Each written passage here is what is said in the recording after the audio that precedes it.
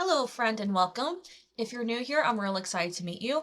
And if you're returning, I hope you're having a much better day than the last time that we talked. Today, we're going to find out what it is that our shadow wants us to know. What is it that our shadow wants to tell us? The reason why this is the reading for the day is because your shadow is the part of you that is often forgotten and repressed. And a lot of us recognize our shadow with the darker aspect of ourselves, which is partially what it is. But the shadow's also love. Your shadow loves you so much and wants to see you happy, wants you to find happiness. And the thing about your shadow is it being that repressed side of you, it's also the most authentic side of you because it's the most you that you can be. And the most you can be probably doesn't fit the picture of who you currently are now. So let's see what shadow wants to come in and say to help us find out what it is we need to do in order to get closer to that harmonic, peaceful life that we're trying to achieve. I want to remind you that my readings do include shadow work, obviously, because we're talking the shadow today, but along with intuitive message, oracle, and tarot cards. This is to help you on your transformative journey and your spiritual awakening, so that way you have a little bit of guidance as you go along each step. So, what is it that your shadow wants you to know? What does your shadow want you to know?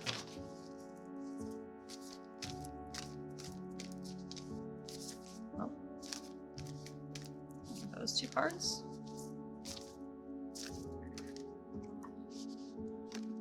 Is that one or two cards? I think that's two cards, but we'll find out when we get to them. There. First thing we have, surrender. Let your soul wisdom lead the way. Easier said than done, and I don't know how many times I heard this message and how much more can I possibly surrender, only to be humbled and found out that there was more I could surrender. So understand that surrender isn't just about submission. This isn't about you giving away your power. It's the exact opposite. It's you reclaiming your power. You're like, Kirsten, how am I reclaiming my power if I'm surrendering? It's surrendering your need for control. It's surrendering your need for, having things to be rigid. And it's allowing yourself to be in a flow state. With that being said, you still have the option and free will to make decisions, to map out your life, to have goals, to, do things. It's one of those things where you need to allow yourself to be in a flow state, which means you need to allow yourself to receive, that is like helpful to you. And you need yourself to allow yourself to let go of things that are no longer like holding you or helping you. So what are we letting go of? Stresses, worries, despair, anxieties. And you're like, Kirsten, I have debts and bills and I have a myriad of things facing me right now. How am I supposed to let go of all this when it's literally in my face? Okay, well, surrender isn't about you forgetting those things. It's not about you saying, okay, these things aren't a big deal anymore. Surrender is saying, these things will be taken care of. I don't know how, but I'm going to trust that there's a solution and I will find the solution. And then leaving it at that, not staying up all night worrying about how you're going to pay bills, how you're going to get out of the situation, how the other people are going to respond. It's literally you knowing that there's a solution and you're going to be open to receive whatever inspiration comes to you in order to help you through that solution. The wounded child. Healing trauma makes the world feel safe. So whatever this issue is that you're being asked to surrender on, the reason why it feels so difficult to surrender, to let go of the rigidity, the need for control, the constant worries is because of something that happened to you in your childhood. Straightforward. This has something to do with your inner child who still doesn't feel safe, who still feels neglected. And it could be, yes, that, something happened and, that parental figure, that sibling, that aunt, uncle, whoever did something damaging to you and you want them to be held accountable. But the truth is, it's not up to them to soothe and comfort that little you anymore. It's up to you. And I say this as someone who has had to do all the mothering for my inner child, who has had to recomfort, reparent, reteach, give compassion to this little me that was so, hurt and neglected growing up. You're the one that has to be responsible for the healing, not the person that caused it, but you. And I'm sorry if that's a hard pill for you to swallow right now, but that's the truth. Dark night of the soul. Ego patterns soften and soul wisdom emerges. If you're in a dark night of the soul, you better surrender. Like, honestly, this is a huge survival tip for how to survive dark nights of the soul. You surrender. Because the more you resist, the more painful it's going to be. Physically painful. I don't know how many dark nights of the soul I have gone through that when I, tried to hold on to my anger, tried to hold on to my resentment, my bitterness, I was in physical pain. And then when I learned to let go and surrender, I found myself still in a discomfort, but it was the emotional discomfort I needed to work through. It was the mental discomfort. It wasn't physical pain anymore. You're going through a dark night of the soul. This is asking you to actually face the inner things that are holding you back. And those inner things start with this inner child, with something that happened to you when you were young, when you were little. And it's only gotten to the point where it continues to grow and spiral and manifest throughout your whole life. It affected teenage you, it affected young adult you, and it's affecting you now. You need to get to the source. And this dark night is helping you to get to that source. But you need to journal, you need to meditate, you need to take a shower and let yourself cry. You need to take time for yourself. You need to find time. And I don't care that you have all these things and all these responsibilities. Right now, the universe, spirit, God, I don't care if you believe in the Christian God or God and Goddess, they are asking you to surrender and take care of yourself right now. It is very vitally important that you do this, because if you don't, it's only going to feel worse moving forward. Guilt. A past stronghold is no longer true for you. So guilt is one of those things that every time I see it, I have to remind you that guilt just means you care. You're gonna be like, Kirsten, that is the silliest thing I've ever heard. I get it. This took me a little while to figure out myself. If you have animals or young kids, you know that your responsibility to take care of them. And every time I take my animals to the vet, I know they're in emotional distress. I know they're physically discomforting, and I know they're not happy. And I feel guilty about that. I feel so bad for my little kitties and my puppy when I have to do this for them. But I know it's for their betterment. I know it's for their good. Why do I feel guilty? Because I care about the fact that they're uncomfortable. Guilt means you care. And it's okay that you cared. But you know what? Sometimes necessity overruns, the fact that things have to be all happy-go-lucky around. Sometimes you have to burn the bridges. Sometimes you have to say no. Sometimes you have to walk away.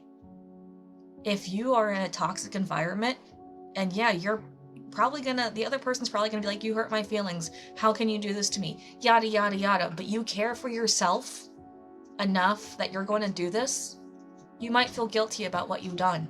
And it's because you did care about the other person, and that's okay. It's okay to feel guilt. Your kids being mad at you for doing something that you know is for your betterment. Maybe it's a career change and they have to change schools.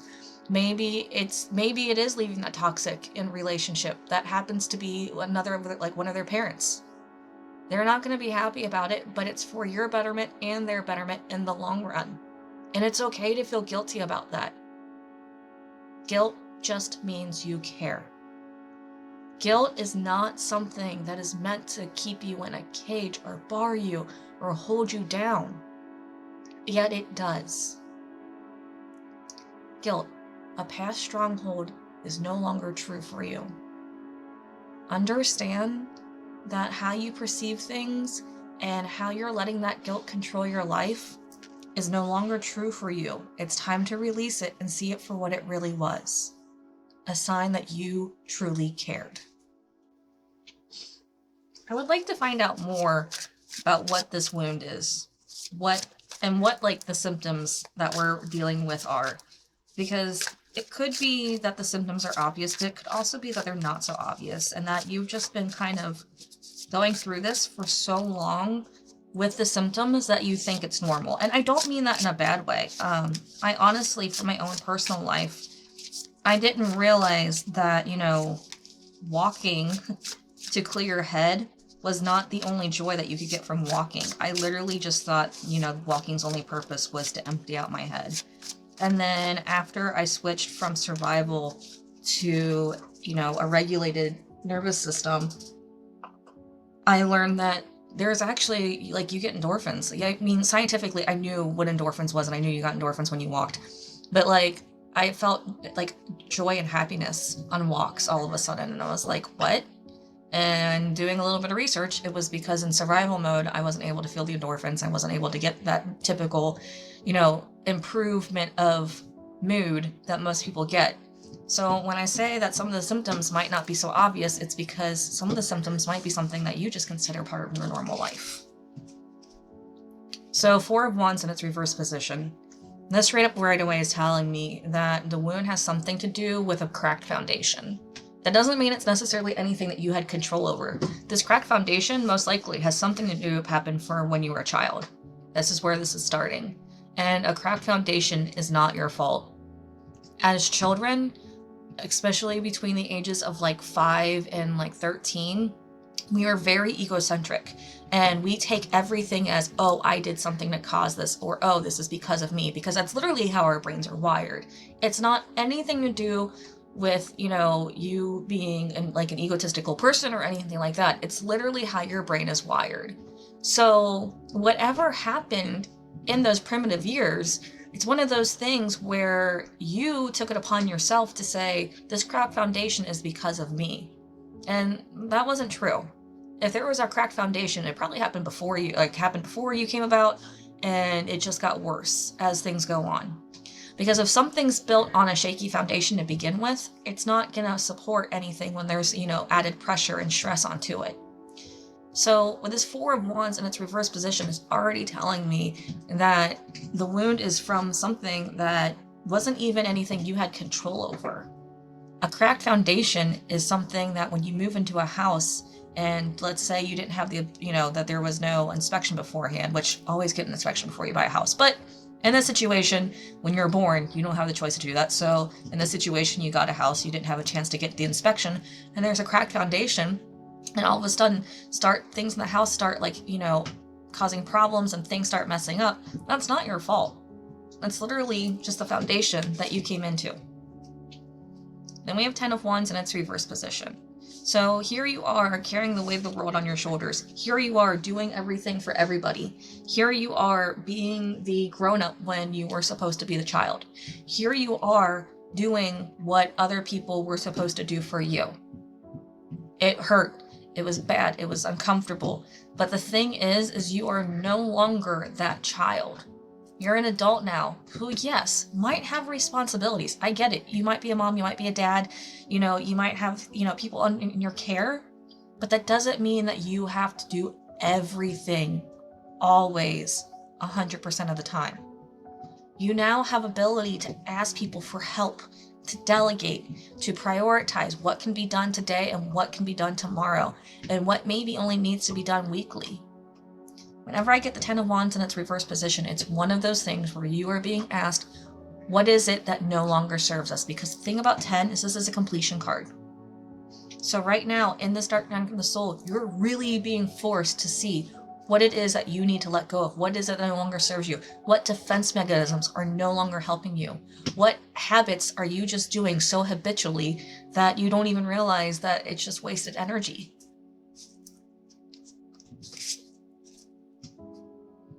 The Knight of Pentacles. So knights like to go, they like to move. Pentacles, being that earth energy, is the only one that doesn't like to rush. He understands that everything has a reason, a season, and a place. It likes its spring, it likes its summer, it likes its fall, and it likes its winter. When the Knight is in its reverse position, though, it's feeling rushed.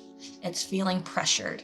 It's feeling like, I'm only in spring, but people are expecting me to be fall already. They're expecting me to already have the fruit of my labors, but the trees haven't even bloomed yet, and the vines haven't even gotten the chance to, go green again. Like, I can't right now because it's not possible. And there is a truth to that. There is 100% a truth that sometimes what everyone is expecting of you isn't possible to happen. You can't make, a seed into a tree overnight. And if you can, congratulations, you are the one and only person in the world that knows how to do that. This Knight of Pentacles is coming in and saying, you need to utilize your time. You need to utilize your resources. You need to utilize what you have and understand that you can't force things to move quicker than their natural pace, their natural speed. And that's probably really aggravating to hear. But you know what? It's the truth. And no matter what situation you're in, there's still going to be things that are going to have to take its course, that are going to have to take its time. A dark night of the soul typically only lasts a day or two. At the very worst, it'll last up to 4 days. And that's only if you're in great resistance about it. Allow yourself to get through this dark night. Allow yourself to get through this period. Allow yourself to understand that you can't rush it, but you can flow with it. You can go with it. And see what you can release and find out who you can be on the other side. Oh, this is beautiful, because then we have Temperance. And I literally was talking about you going with the flow, you giving to the dark night, allowing yourself to see who you can be on the other side. And we literally have a sunrise here. We literally have a new day. We literally have a dawn. We have a chance to integrate all the things that we learned about ourselves, to see how the healing is going to affect us, to see who we are in this new space, in this new place after this dark night, and what we're going to do with this newfound clarity. Because after a dark night, there's going to be clarity. There's going to be understanding. There's going to be more compassionate and self-love for yourself than you ever knew was possible. But you have to surrender. You have to give in. Temperance is you allowing yourself to say, you know what? I've learned this about myself, and now I'm going to go out and I'm going to start, doing something with this knowledge. This is your new dawn. Your dark night to your new dawn. You can do this. And I know you can do this. So give yourself the grace to understand that right now, we just need to go with the flow and let go. And give it a day or two. You're going to know when you're past it. You're going to feel it. You're going to know. It's like breaking a fever. You're going to know. So trust the process. Let's ask for some advice on how to help us deal with this flow and the surrender, on what it is that we need to do in order to, stop the resisting and just get us through this difficult time. I mean, I'm not going to lie, dark nights are difficult. There's no way around that, and I'm not going to pretend like it's some glorious fun time. It is uncomfortable.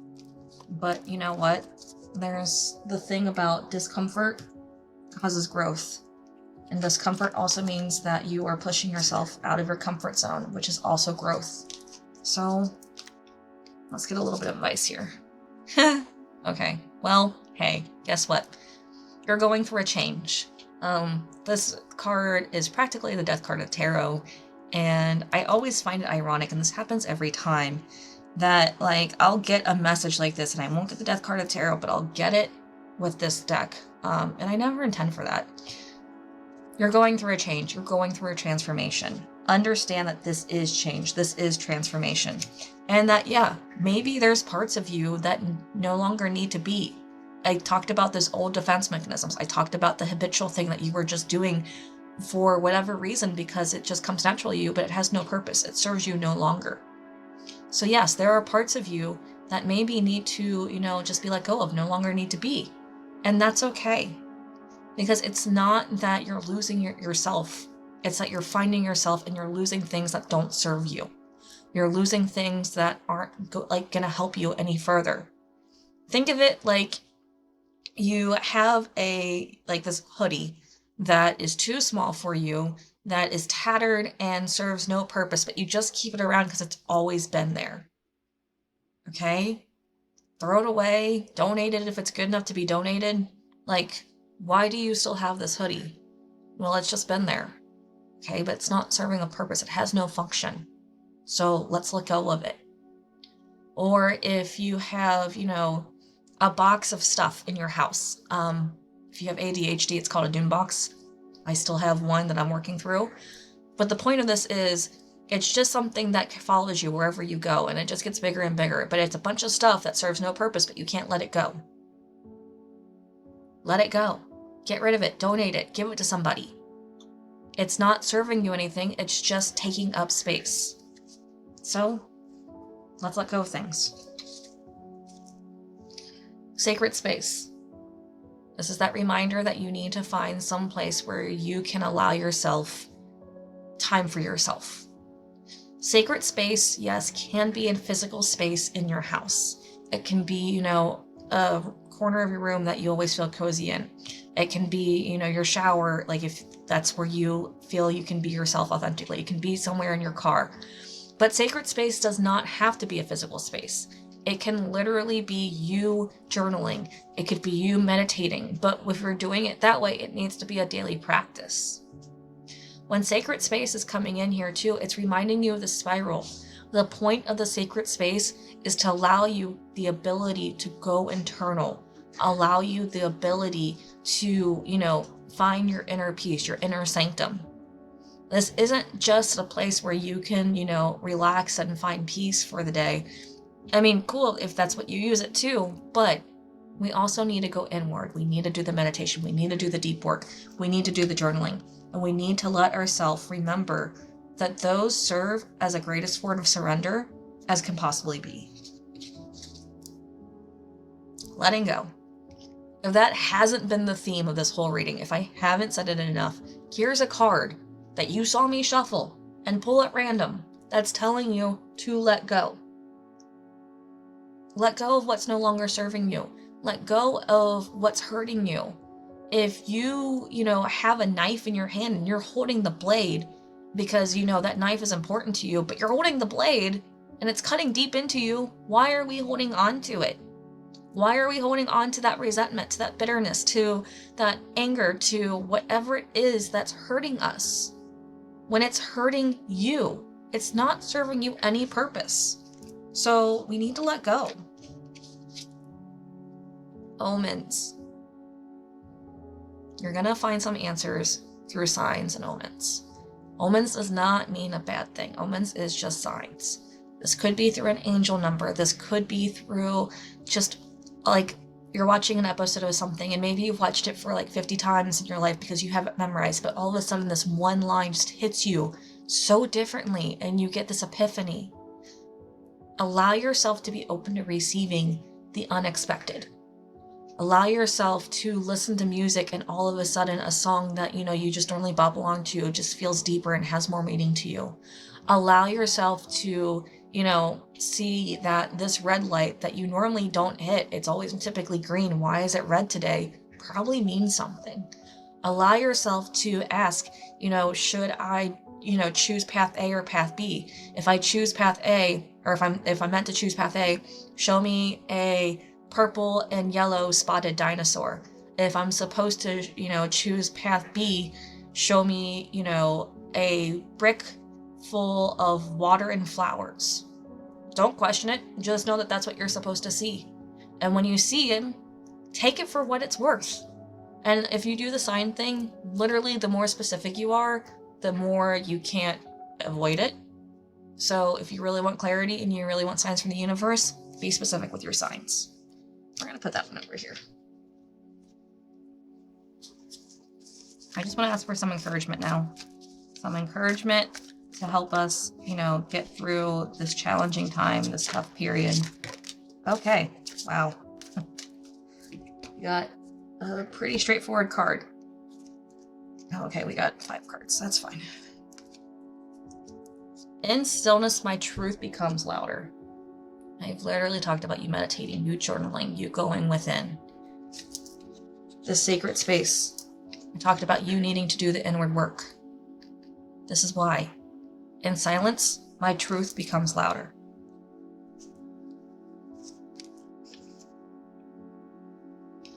Even my mess is worthy of gentle hands. That is beautiful, and that is a reminder that you need compassion. That yes, your life might not be what you want it to be right now, that things might not be the way you were hoping for, that it might feel, yucky, that things feel too complicated and it's just overwhelming, and it's okay. If your best friend was going through this situation, what kind of compassion would you show to them? Now I want you to show yourself that same amount of compassion. Because even your mess is worthy of gentle hands. Even in emptiness, I'm surrounded by something ancient and kind. I like how in this card, this person's clearly sitting in a meditated state. And this meditated state is the emptiness that it's talking about. And it's reminding you that when you're in that emptiness state, when you're in that meditated state, that you are surrounded by the universe, by stardust, by spirits, by guides, by God, by, whatever it is that you believe in. You are surrounded by that. So allow yourself to get connected to it through this sacred space, through this meditative state. I surrender the outcome, but stay with the process. You now have 2 cards asking you to surrender. But this one says to stay with the process. Remember how I talked about surrendering is not giving away your power? Surrendering is you allowing yourself to trust that whatever your goal is, that it's going to happen, and that you just need to allow yourself to receive the answer and receive the guidance and then act upon it. That's what they mean by stay with the process. When you're given the answers, when you're given solutions, when you get the inspiration, act upon it. So surrender to the outcome, but stay with the process. There is light holding me, even when I can't see it. This is that reminder that you are not alone. That there is still some part of you that is deeply connected to the universe, to the earth. And that part of you is what's going to carry you forward through all this. That part of you is love. That part of you is spirit. That part of you is connection. There is still light holding and healing you, even when you can't see it. And if you feel like this is just a journey that, you have no one to talk to, go ahead and tell me what's going on in the comments. I will do my best to respond. I want to help you. And I understand that right now things feel really overwhelming and they feel like, you're never going to get past this. I want to remind you that if you look in hindsight, you probably had similar situations that you thought at the same time then, you made it past it. This is no different. You can do this. I know you can do this. Why? A, you're watching this reading. You've made it this far. You are invested. You know that you are going to make the change in your life that you want to make, and you're going to do it. Because you're not a quitter. You're just somebody like me and everybody else who has had a rough time and is working through a really difficult, process. You can do it. And I know you're going to be amazing at this, and I wish you the best. I love you so much. If you want more answers, I do have a link in the description below for private readings. Feel free to hit me up. I do have some available dates. I cannot wait to see you again soon. I wish you the best. I support you fully, and I hope you have a great day. Bye-bye.